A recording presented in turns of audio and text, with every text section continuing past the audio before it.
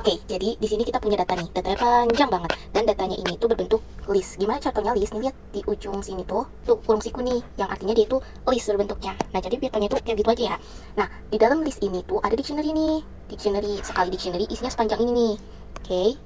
Di dalam list ada beberapa dictionary, di dalam dictionary juga ada dictionary lagi gitu kan. Nah, buat soal yang pertama disuruh nyari siapa aja nih orang-orangnya yang udah nyelesain tugasnya secara semuanya nih.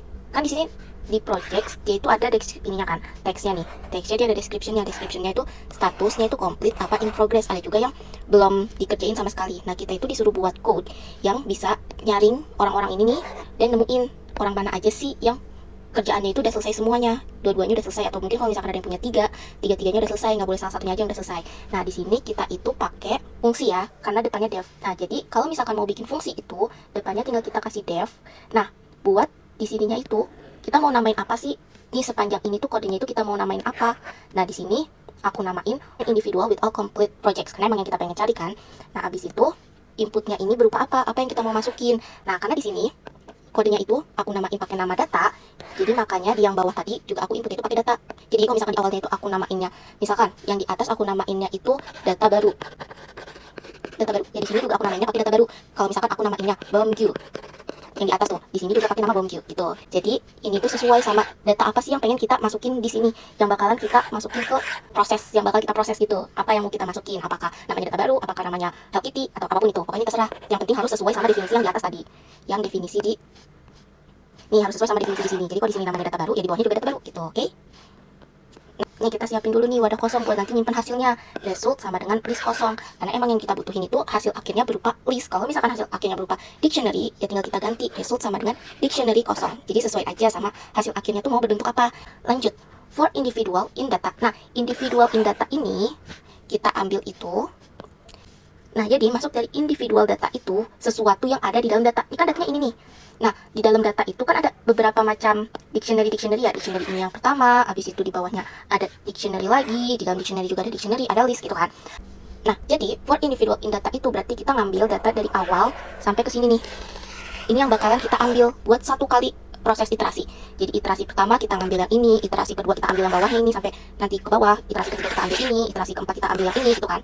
Tuh for individual in data, maksud dari for individual in data. Nah, for individual kenapa harus pakai for individual sih? Kenapa nggak pakai nama yang lain? Nah, buat for individual ini tuh bisa diganti sama yang lain, misalkan for item in data atau for ID in data atau apapun itu. Ini bisa diganti menyesuaikan sama kita mau namain yang tadi di bulet-buletin itu apa sih. Nih, yang ini kita mau namain ininya itu apa sih? Apa mau ID atau mau apapun itu. Tapi yang biar gampang, jangan sesuatu yang ada di sini. Nanti si komputernya itu bakal error kayak, wah ini orang maksudnya apa nih? Kok ID tapi di dalamnya juga ada ID, kan bingung gitu kan.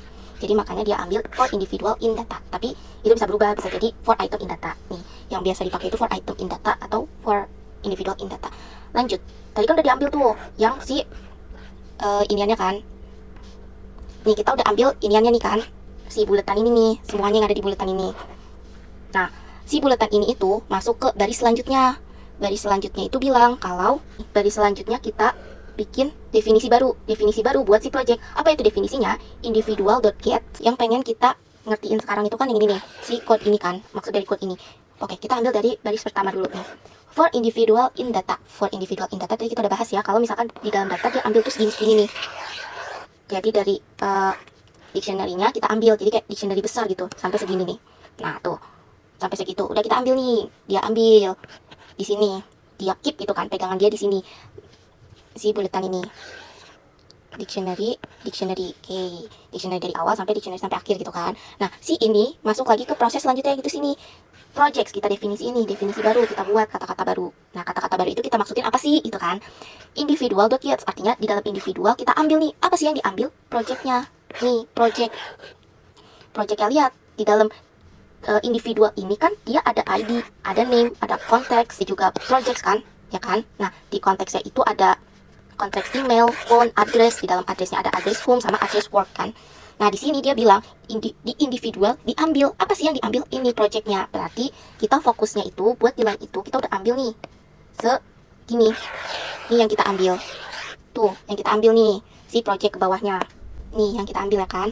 Nah, atau list kosong. Nah, maksud dari list kosong ini tuh apa sih? Jadi, list kosong ini tuh bilang kalau misalkan di dalam individual, di dalam data itu nggak ada project, nggak ada definisi project, ya dia langsung aja hasilnya itu list kosong, yang artinya emang dia nggak punya project, dia nggak ada project gitu kan. Makanya langsung aja pakai list kosong, yang artinya dia nggak punya gitu.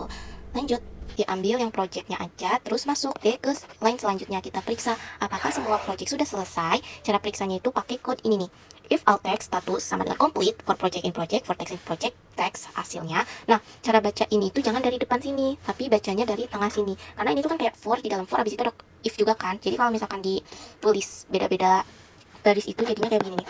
For project bla bla bla, for project in project, habis itu for text in text, for text bla bla bla, habis itu baru if bla bla bla. Nah, jadi kalau misalkan nih satu line ini diubah cara penulisannya jadi berbaris, jadinya kayak begini gitu kan. Nah, oke, lanjut. Jadi tadi kan di hasil atasnya kita udah dapet nih project apa aja sih yang bakalan diambil. Nih kan, project ini, habis itu ada juga yang di bawah nih, project yang ini, ada juga project ini dan sebagainya. Itu udah kita ambil nih dan kita masukin ke code selanjutnya. For project in projects, jadi kita ambil for project in project kayak tadi gitu kan. Habis itu for text in project text. Nah, nih kan di dalam project itu ada text kan. Nih di dalam project itu ada project ID, ada title sama ada text. Nah, yang dibutuhin dalam proses yang tadi itu kita pengen ambil si text aja. Jadi kita nggak usah ambil nih si title sama si ID project ID. Jadi yang kita butuhin, yang kita ambil cukup si textnya aja. Nah, jadi sepanjang ini masuk ke langkah selanjutnya, masuk ke code selanjutnya. Nah, for text in text, oke, udah diambil nih, udah sampai sini udah diambil for text in text. Nah, lanjut kita ke depan. If all text status sama dengan complete. Nah, jika semua text status, nah, nih di dalam text itu kan ada text ID, habis itu ada description, ada juga status. Nah, dari code yang itu tuh kita minta, nih dari code yang ini kita ngambil text status. Jadi yang kita ambil teks di bagian statusnya aja. Yang berarti kita cuma ambil si ini doang nih, si status ini. Ini juga di status ini. Jadi kita cuma ambil nih. Jadi cuma dua ini doang yang bakalan masuk ke code selanjutnya. Oke? Nah, tadi udah dapet. If all text status sama dengan complete. Jika semua text status teksnya itu udah complete, result.append individual name. Nah, result hasilnya itu kita gabungin. Nah, tadi kan hasil di awal ini kan list kosong kan. Jadi, hasil dari sini itu dimasukin ke dalam sini nih, ke dalam list kosong dengan cara di append. Dimasukin gitu lah ya. Append tuh artinya kayak dimasukin ke sana. Tapi yang kita masukin itu individual name-nya aja. Karena tadi kan individual itu kan ada sepanjang ini kan. Individual. Nah, yang dimasukin itu cuman individual name. Yang artinya itu cuman kita ambil ini nih. Jadi namanya itu keyword kayak gitu loh. Jadi, nah, lanjut return result. Masuknya kayak terus berulang gitu loh. Nah, pas udah dapet nih kan nama-namanya di sini yang udah selesai, namanya siapa, misalkan namanya A, B, C, ya udah selesai. Pas udah kita ini nih, complete individu sama dengan find individu with all complete project. Nah, ini tuh jadi kita definisiin lagi gitu loh nih si ini kita bikin kata kunci baru. Nah, kata kunci baru itu punya definisi si ini, find individual with all complete project data. Nah, si ini itu apa yang udah kita fungsiin di atas. Jadi kayak kita bikin singkat lah gitu, pakai complete individu. Habis itu print complete individu biar keluar hasilnya. Lanjut ke soal nomor 2. Nah, jadi soal nomor 2 ini kita suruh mengelompokin tugas-tugas berdasarkan kotanya. Oke, jadi code ini nih yang bakalan kita bahas kan. Nih tadi ini kita lihat dia masuk ke fungsi text by city, kita nyediain wadah kosong berupa dictionary kosong karena emang yang pengen diambil itu dictionary, outputnya dalam bentuk dictionary. Nah, habis itu for individual in data nih, for individual in data yang berarti kita ngambil data selebar ini nih. Oke, for individual in data. Di situ di sini city individual.gets, di individual kita ambil apa yang diambil konteksnya. Oke, di individual sepanjang ini nih kita ambil konteksnya, berarti fokus kita di sepanjang ini aja nih. Oke, fokus kita di sepanjang garis hijau aja. Lanjut, kalau misalkan nggak ada ya udah biarin dictionary kosong gitu kan. Habis udah diambil kayak begitu, kita lihat ambil lagi apa yang diambil, addressnya sekarang. Nah, di dalam konteks itu kan di sini masih ada banyak ya, ada email, phone, address, gitu-gitu. Nah, di sini kita mau ambil si addressnya aja, Berarti nih fokus kita berkurang lagi, jadi cuma segini. Oke, lanjut. Kalau misalkan nggak ada, jadi dictionary kosong. Oke, ambil lagi. Apa yang diambil? Home.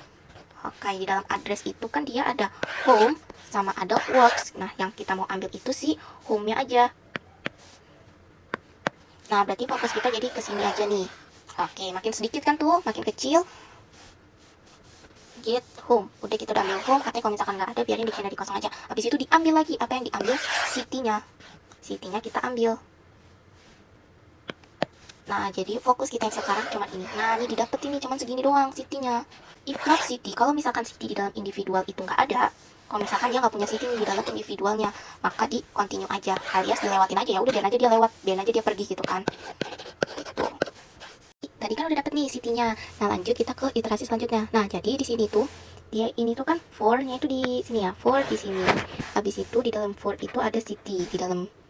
Ya ada city, habis itu di dalam for itu juga ada ini for lagi, for project. Jadi di dalam for ini tuh jadi kayak apa ya, jadi kayak nih data sebesar ini nih yang lingkaran biru ini, dia itu dipakai buat dua kali ngambil sesuatu. Yang pertama ngambil si city-nya, yang kedua kita forin lagi, kita ada sesuatu yang diambil lagi gitu. Nah, buat yang diambil kedua ini dibilang for project in individual.gets, yaitu ambil projectnya nih, diambil projectnya. Ambil projectnya berarti kan yang ini nih, yang sebesar ini nih, diambil projectnya berarti yang sebesar ini nih kita ambil buat si for yang kedua. Nah, habis itu kalau misalkan nggak ada diubah jadi list kosong, kan ada jadi ya udah kita udah ambil kan.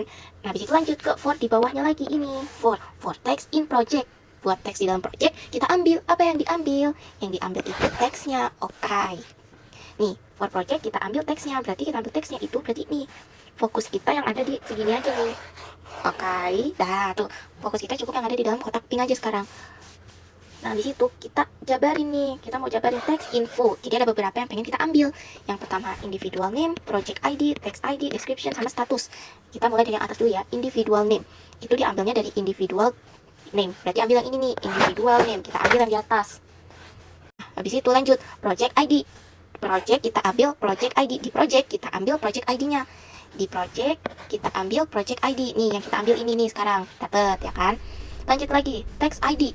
Text underscore ID. Di text ID, nih ada text ID, kita ambil text underscore ID. Berarti ini yang kita ambil. Oke? Lanjut, description. Di text, yaitu description. Di text, nih text, habis itu description. Berarti ini yang diambil nih. Oke? Lanjut. Di text kita ambil status. Di text, nih di text lagi kita ambil statusnya. Statusnya ini, berarti ini yang kita ambil. Complete atau in progress. Dah, kita udah dapat semuanya. Habis ini nih, text by city, set default city, list kosong, append text informasi underscore info. Nah, jadi semua yang udah ada di sini itu di append, digabungin gitu. Return text dikembaliin lagi, trustnya terus berulang kan artinya. Nah, habis itu di sini text by city, combine tadi yang tadi di atas nih kita persingkat lagi nih, combine data. Tapi kita bikin singkatnya gitu kan ya, text by city. Kita bikin kosakata baru yang artinya itu suatu proses yang tadi udah kita fungsiin. Nah, habis itu kita print dari si ini, hasilnya didapetin New York bla bla bla bla bla bla bla bla bla. Nah, ini dia yang kita dapet hasilnya. Jadi udah kekumpul tuh berdasarkan kotanya ada apaan aja, namanya siapa, habis itu projectnya apa, text ID-nya apa, description-nya apa, dan statusnya gimana. Untuk nomor 3, datanya itu berupa tabel kayak begini kan. Dia itu berbentuknya CSV. Nah, jadi kita harus import dulu tuh. Nah, buat nomor 3 itu kita disuruh cari nih promotion yang udah memenuhi candidates. Nah, dari data baru kan, kita buat dulu nih fungsinya kan. Fungsinya dev, namanya aku kasih nama find promotion candidates dari data baru. Data yang ini itu, yang di atas ini tuh aku namain dia data baru. Jadi makanya inputnya itu berupa data baru. Oke. Next. Lanjut masuk ke line yang pertama. Average performance score. Nah, ini tuh kita bikin kosakata baru nih. Kosakata baru kan kita definisiin dengan fungsi dengan rumus ini. Performance score min, yang artinya kita cari dan rata-ratanya nih, rata-rata dari performance score. Nih, dari sini nih. Kita nyari rata-rata dari segini. Oke, kita cari rata-rata, dapatlah di sini kan nih rata-ratanya, dapet. Oke, lanjut. Buat yang kedua, kita bikin lagi nih kata-kata dengan definisinya itu salary kuartil 25% nih dari salary. Ini dari yang sini nih kita cari kuartil 25%-nya. Udah tuh dia ngitung kan. Sekarang lanjut ke candidates yang bakalan kita cari nih. Kategori candidates-nya gitu kan. Yang pertama dia nyari yang experience-nya itu dalam experience tahunnya itu kurang dari 3 tahun. Nah, sekarang kita coba lihat nih di data yang pertama. Di data yang pertama itu kan ada John ya. John itu age-nya 25, city-nya New York, bla bla bla bla bla bla bla. Nah, experience-nya ini dia 2 tahun. Yang artinya 2 tahun itu kurang dari 3 tahun. Makanya di sini si John itu masuk. Oke, John masuk memenuhi kriteria itu. Sekarang kita lanjut. Performance score-nya lebih dari average score. Nah, di sini kan kita nggak tahu nih hasilnya berapa. Kita nggak tahu kan hasilnya berapa. Jadi makanya kita skip aja dulu ya. Kita cari ke definisi selanjutnya. Yang pasti itu dia ngebandingin nih si performance score-nya si John yang 85 itu sama hasil yang di sini nih. Hasil yang di sini harus dibandingin gitu. Apakah si 85 punya John itu lebih besar daripada hasil yang ada di sini? Tuh. Lanjut. Kriteria yang ketiga. Salarinya harus kurang dari salari yang udah kita cari nih di sini. Harus kurang dari. Nah, kita lihat nih. Kurang dari sama dengan ya. Kurang dari atau sama dengan. Salari dia itu kan 55.000. Nah, kita bandingin yang ada di sini nih. Kita bandingin apakah 55.000 itu kurang dari sama dengan hasilnya. Kalau misalkan iya, berarti si John juga memenuhi. Nah, sekarang kita lihat nih kriteria yang keempat atau yang terakhir. Di departemennya si John, apakah itu admin atau support gitu kan, admin, support. Kita lihat departemennya si John. Departemennya si John itu engineering, yang berarti dia bukan admin ataupun bukan support, yang artinya si John itu tidak memenuhi kriteria yang terakhir nih. Si John nggak masuk, nggak include, dia nggak include. Makanya berarti si John tidak memenuhi kriteria yang dikasih. Dengan begitu nama si John itu nggak dimasukin. Nah, di sini result candidates yang dimasukin itu name, departemennya, salary, performance score, experience years. Karena si Jones nggak masuk, berarti nama dia, departemen dia, dan salary bla bla blanya itu nggak dimasukin, tuh kan. Nah, return kita ulangin terus. Nah, kan kita udah dapet nih nama-nama siapa aja nih. Terus dilakuin kan sampai ke 20 ke si Isabel ini. Terus dilanjutin, kita udah dapet nih nama-namanya si A, si B, si C yang memenuhi kriteria. Nah, habis itu kita print deh. Print dan hasilnya itu list kosong, yang artinya tidak ada yang memenuhi kriteria. Dari 20 orang nggak ada nih yang memenuhi 4 kriteria ini. Gitu.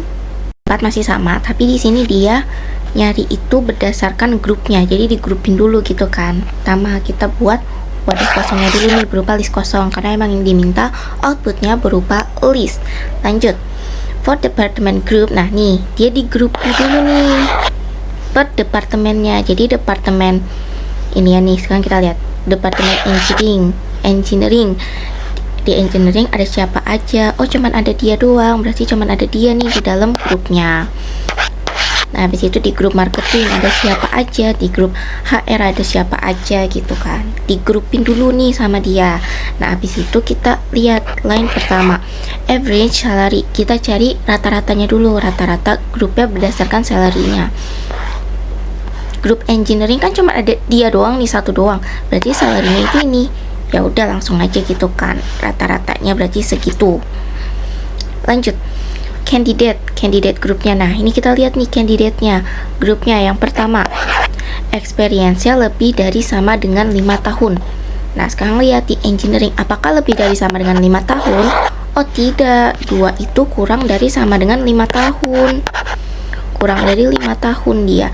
Berarti dia udah langsung tidak memenuhi, berarti tidak dimasukin ke result itu. Nah, lanjut. Coba lihat yang kedua, marketingnya. Dia terus dicek kayak begitu. Marketing, pengalamannya oh lebih dari sama dengan 5 tahun, berarti dia di sini memenuhi. Lanjut, apakah performance score-nya itu 85? Kita lihat performance score 90 di sini nih. Lebih dari 85 kan, 90 itu lebih dari 85, berarti dia memenuhi. Dan begitu pun selanjutnya nih. Apakah dia remote worker?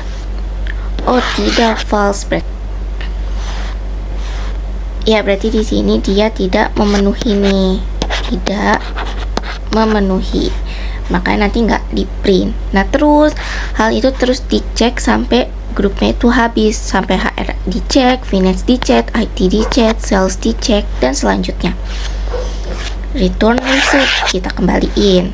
Nah, habis itu kita print deh.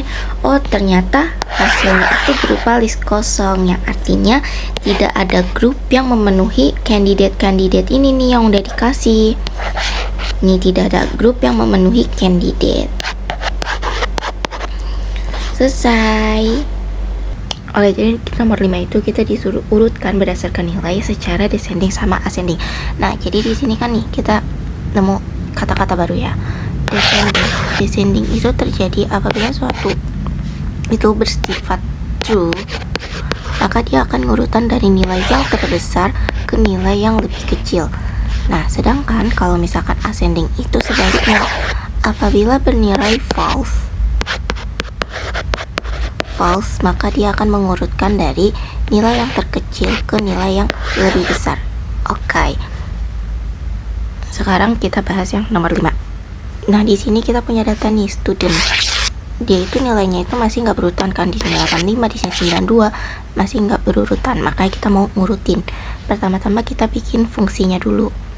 Seperti biasa, fungsi def. Habis itu kita mau namain apa nih? Aku namain short students. Nah, habis itu inputnya apa? Inputnya itu adalah students, karena sesuai sama yang di sini kan tuh. Nah, habis itu kenapa di sini ada order? Kenapa? Karena datanya itu berupa tuple nih. Nah, datanya berupa tuple dan kita mau mengurutkan itu berdasarkan descending atau ascending. Jadi maka kita pakai order. Nah, lanjut ke line selanjutnya. Line selanjutnya ini tuh kita bikin definisi.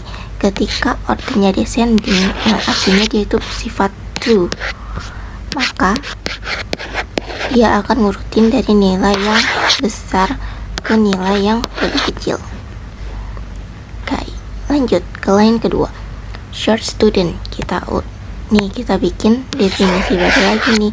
Short student itu apa sih? Short diurutin. Apa yang diurutin? Yang diurutin itu sih studentsnya. Studentsnya kan berarti yang ini nih. Ya toh. Habis itu K lambda X X1. Nah, maksud dari ini tuh apa sih? Ini tuh maksudnya dari iterasi ke berapa? Iterasi ke 1, 2, 3. Kita ambil kunci yang ke 1. Gitu. Nih. Ini kan ada di iterasi pertama. Ya toh. Nah, ini itu disebutnya X0 dan di sini itu disebutnya X1. Makanya kita ambil, karena di sini mintanya X yang ke 1, maka kita ambil angka 85. Di iterasi kedua nilainya ini, dan yang kita ambil X yang pertama, seperti ini. Begitupun selanjutnya. Lanjut, return results dikembalikan. Nah, di situ sekarang kita mau urutin short dash. Nih kita bikin definisi baru nih. Definisi baru. Nah, definisinya itu apa sih artinya? Nih, short student itu tadi yang ada di sini kan? Nih, yang ada di sini. Ambil studentnya berdasarkan descending. Descending itu tadi, kalau misalkan dia bernilai true, maka dia akan menurunkan dari nilai terbesar ke nilai yang lebih kecil. Tuh, ini kita print, ambil kata kunci depan supaya tahu pembedanya. Nah, bisa sekarang kita nih bikin lagi kata baru yang mau kita definisiin. Short student, ambil lagi kayak yang tadi di atas kan, ngambil dari atas ini. Students, ascending itu ketika dia ngutnya dari nilai yang kecil ke nilai yang lebih besar. Ketika dia menilai false nih, jadi kebalikannya dari descending. Nah, besok kita print deh di sini, tambahin kata-kata buat pembeda. Maka hasilnya bakal ini nih, descending. Kalau descending, dia itu dari nilai yang terbesar ke nilai yang terkecil. Sedangkan kalau misalkan ascending, dia itu dari nilai terkecil ke nilai yang lebih besar. Oke, sekian. Oke, jadi semua kode yang kita buat itu bisa kita kasihin error handling dengan cara nambahin ini. Except exception SE printf terjadi kesalahan. Ini bisa kita ubah apa aja. Bisa terjadi error, bisa terjadi apaan gitu. Tapi di sini aku pakai terjadi kesalahan. Dan si error ini yang dikeluarin gitu. Ini untuk nomor 1. Habis itu nomor 2 ada di sini juga. Dia sejajar sama return dan tepatnya itu sebelum return. Nah, habis itu ini nomor 3. Ini nomor 3 ada di sini sejajar sama return. Dan nomor 4-nya ada di sini. Ada di sini sejajar sama return.